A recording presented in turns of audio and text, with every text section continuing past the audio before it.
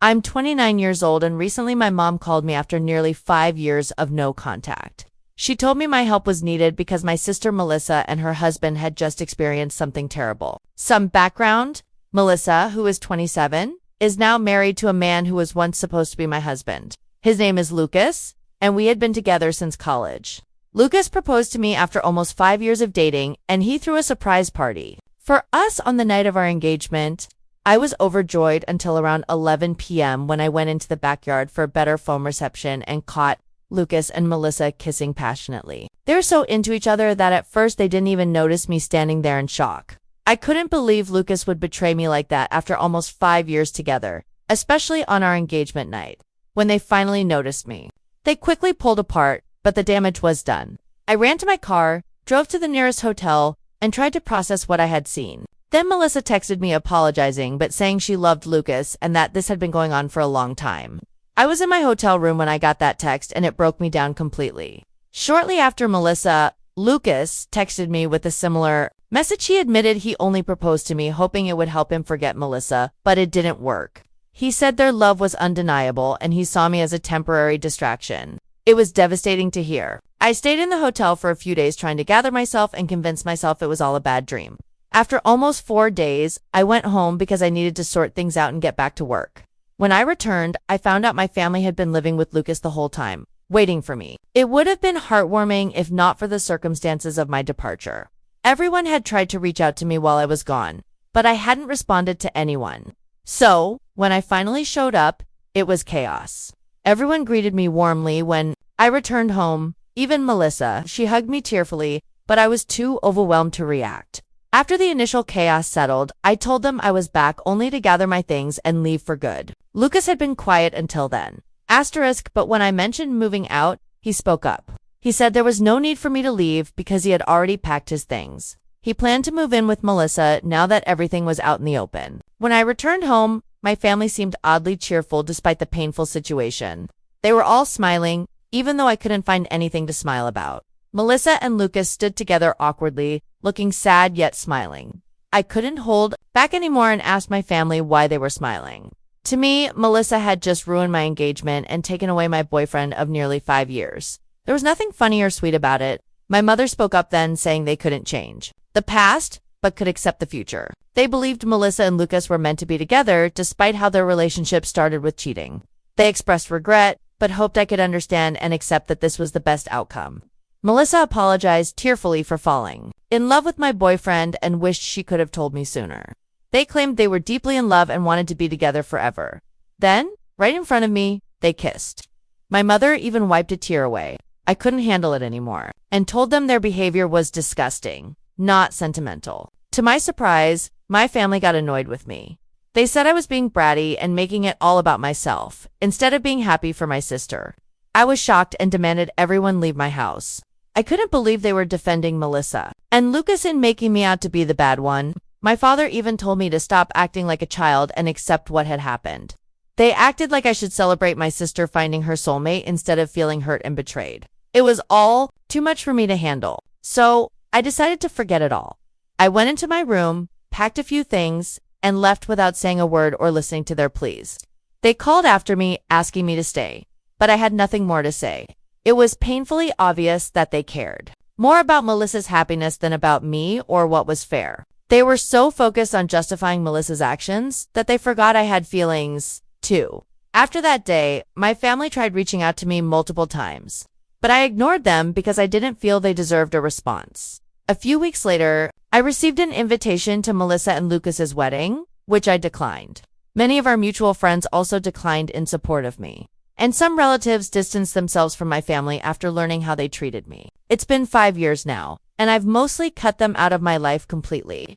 Occasionally, they've tried to reconnect by sending birthday or New Year wishes, but I've always ignored them. I didn't block them, but I removed them from my social media to keep my life private. I wanted them to see that I was doing well and perhaps feel jealous. It was petty, but it felt justified after what happened. Until recently, I hadn't kept up with what they were doing. About 4 days ago, my mother called from an unknown number. I almost hung up, but she begged for a chance to talk because they were in urgent need of help. I agreed to talk to her briefly because she sounded genuinely distressed and I couldn't ignore her in that moment. She explained that Melissa and Lucas had started their own business a few years ago, but it was failing miserably. Their investors were pulling out because the business wasn't making any profit. They tried borrowing more money, but that only worsened their financial situation. Now they were drowning in debt and being chased by loan sharks. Everyone from their employees to their investors and lenders was pressuring them. My mother knew I lived a comfortable life and was desperate. So she turned to me as a last hope. She begged me to loan Melissa and Lucas around $75,000 to help them clear their debts. So my mother was asking for help on behalf of Melissa and Lucas. I questioned why Melissa herself didn't reach out and why my mother was acting as a messenger. She explained that Melissa and Lucas didn't want her to involve me directly, likely because of what happened 5 years ago. Melissa wasn't ready to accept help from me. But my mother didn't know anyone else who could provide such a large sum quickly. Months had passed and Melissa and Lucas were struggling to make ends meet. My parents and even Lucas's family were doing all they could to support them, but it wasn't enough. Everyone had to think about their own financial security, especially since most in our family were retired, including Lucas's parents. With no other options, my mother called me for help. I could afford to help them, but I didn't want to. Melissa was right not to ask me directly for help. After what they did, they lost any right to make demands from me. I told my mother I couldn't and wouldn't help Melissa and Lucas. She was upset and said I was being cruel, urging me to think about our family. I pointed out that Melissa and Lucas hadn't thought about me during their affair and our family hadn't considered me when supporting them. I had worked hard for my current position and wasn't going to give $75,000 to people who didn't deserve it. My mother started crying, accusing me of being selfish. She warned that Melissa and Lucas would face serious trouble without my help. I replied that I couldn't change my mind and ended the call. Since then, my mom has been texting me nonstop, begging me to change my mind and help my sister. Asterisk, she says I shouldn't seek revenge and that Melissa's situation is dire. If I don't help now, I might regret it later. It's really overwhelming and I don't know how to respond without feeling like the bad guy. Am I wrong for not wanting to financially support my sister after she stole my fiancé 5 years ago? Update. So I finally decided to block my family. I should have done it years ago, but I kept them around partly so they could see what I was up to and partly out of fear that I might regret cutting them off if something bad happened to them. Now, I realize I don't care anymore. Refusing to help my sister financially isn't about being petty, it's practical. They've already wasted a lot of money. And even if I gave them $75,000 now, I doubt they could pay it back. It's a substantial sum. And even with my resources, it's not something I can give away without expecting repayment. If it were a close friend, I'd expect the same. I talked to some friends about it, and they agreed that not giving them money was the right call. It's not about revenge, but about being realistic. Now that I've blocked my mother, I don't have to deal with her trying to guilt trip me anymore. So I feel relieved. Update to Hey everyone. Something major happened today. While I was at work, my neighbor called to say there was a couple outside my house causing a scene and demanding to talk to me. They'd been at it for about an hour. Reluctant to leave work, I asked my neighbor to describe them. Deep down, I already knew who it was. She described them, and it was confirmed. They were Melissa and Lucas waiting for me at home. My neighbor insisted I come home to handle the situation as she didn't trust that Melissa and Lucas were up to any good given their history. I agreed.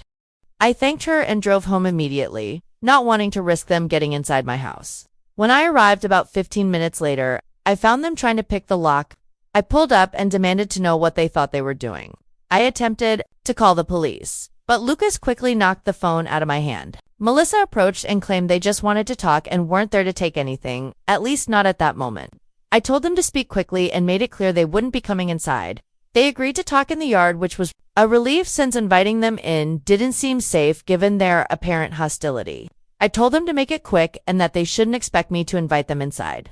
They agreed to talk in the yard, which was a relief given their hostility. Melissa began by saying my mother had informed her about our phone call and how I had ignored their texts and blocked them all.